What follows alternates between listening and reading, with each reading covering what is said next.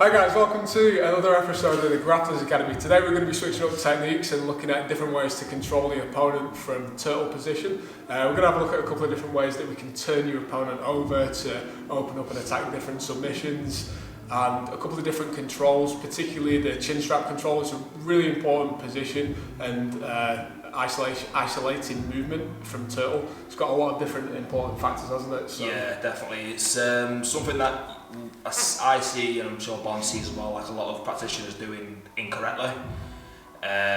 Pressure in the wrong place, making turtle comfortable, which for me it shouldn't be. If you look at any wrestling match, turtle's not like a good position for it to be in. It's gnarly, they're making them carry all the weight.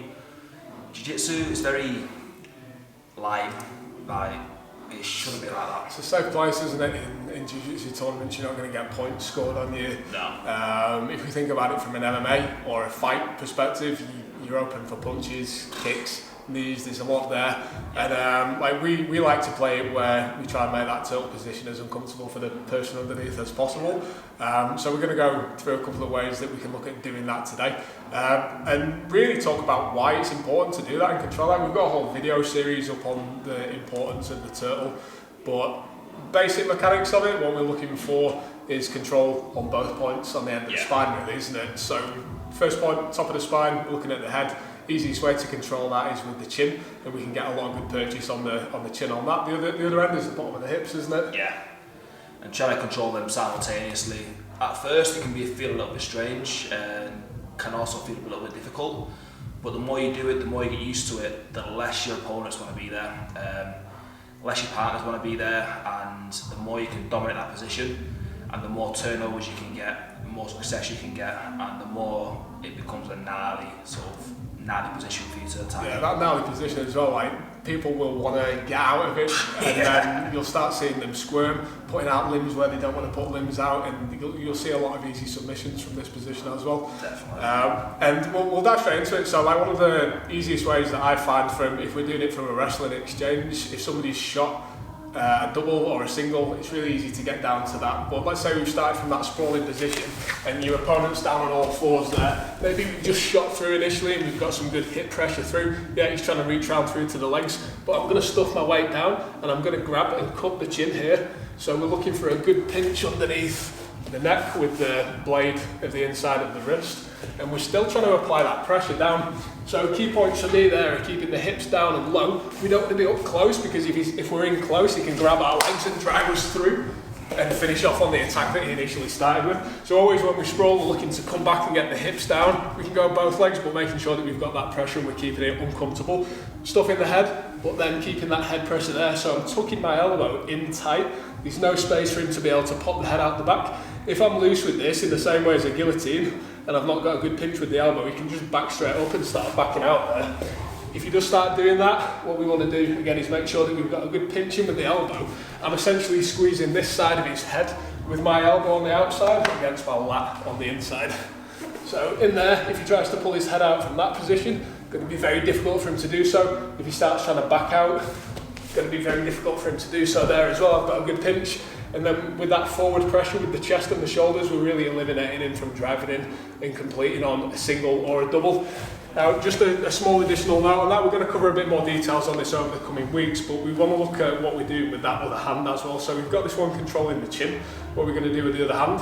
And just a quick, easy one that I like to show is when we're here, we know how to get the chin strap on this side, just simply cupping the tricep here. It's going to open up a lot of anaconda and darce options, but again, it's another one to block his attacking hands and stop him from advancing his movement. So chin strap on this side, tricep or armpit control on this side. We've also got the option of cupping at the elbow as well, but as long as we've got a good lock in there and we're doing this action of squeezing in with the elbows, really limiting the guy on the bottom's movement from that position.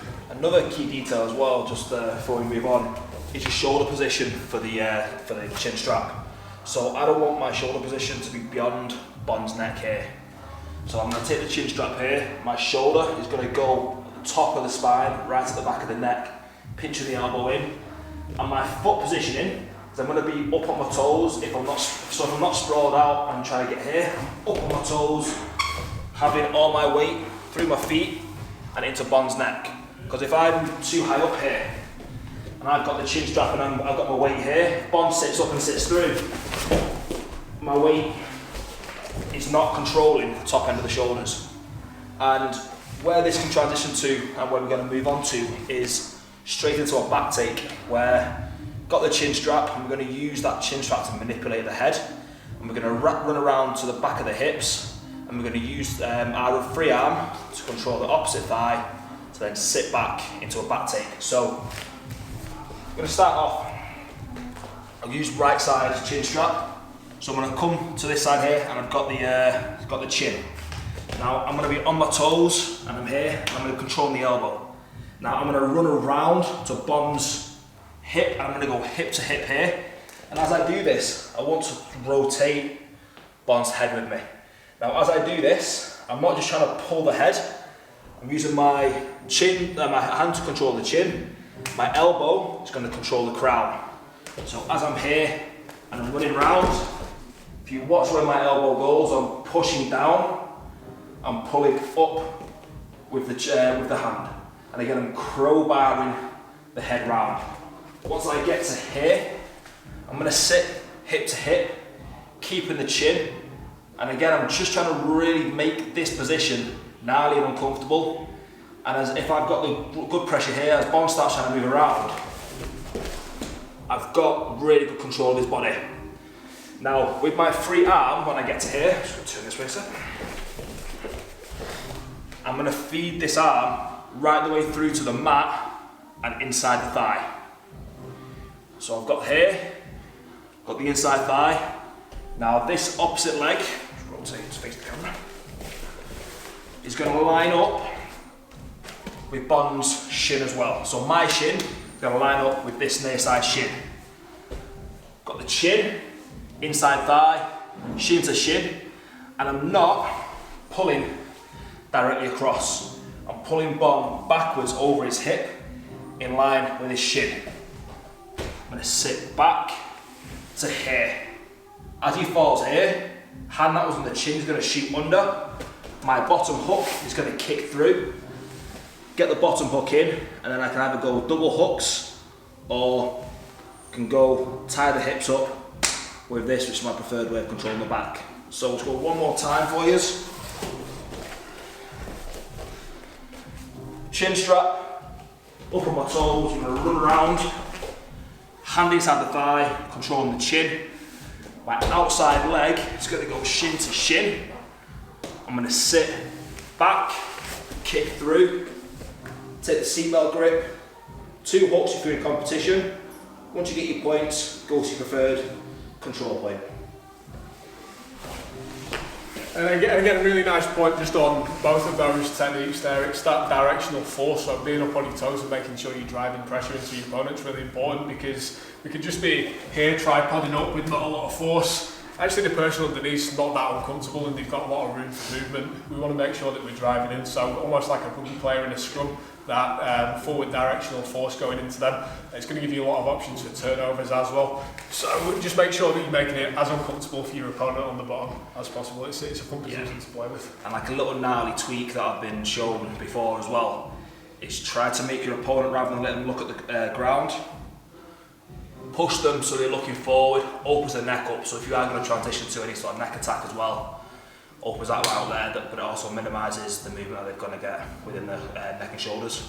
Yeah, got a really great nasty technique from Brian, some dirty jiu-jitsu. So it was knee on belly last week. This week it's how to make your opponent uncomfortable with the chin strap. Definitely. And again, if you like what you saw here and you want to see any further details into anything discussed here today, or any other techniques or positions around the turtle, because this month I think we're going to be looking at turtle, aren't we? Make sure you drop us a message and we'll do our best to cover it. Don't forget we've got the podcast as well, that are live on audio now. So go back and check those out. We're uploading some of the old ones up there on there as well. So Spotify, iTunes, Google Play is up there now as well. Yeah, everything's at the Grapplers Academy, including the socials. So get over there, leave a comment, make sure you like everything and sharing it around. Definitely. And subscribe, share with your friends, and reach out to us. Thank you.